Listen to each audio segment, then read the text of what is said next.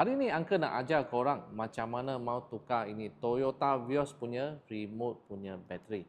Untuk sesiapa yang tak tahu, save lah video ini supaya lain kali anda punya bateri sudah kong, anda tak boleh dapat cari ini video. Angka ajar macam mana mau buat.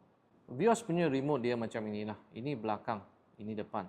So first kita perlu buat adalah kita nak keluarkan kunci ini.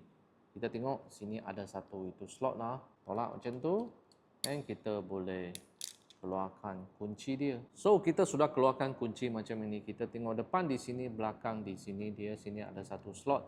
Kita pakai kunci ini, kita taruh sini, kita buat macam ini, dia boleh buka.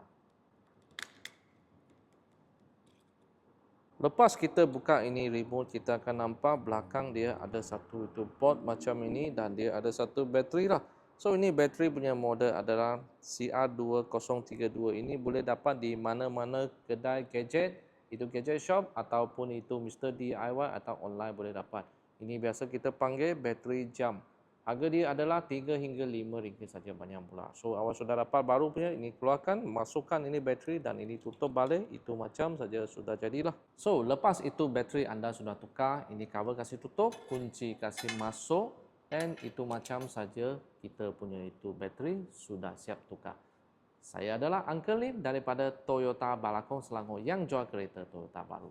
Kalau anda atau kawan-kawan anda nak beli kereta Toyota, jangan lupa suruh mereka cari Uncle Lim.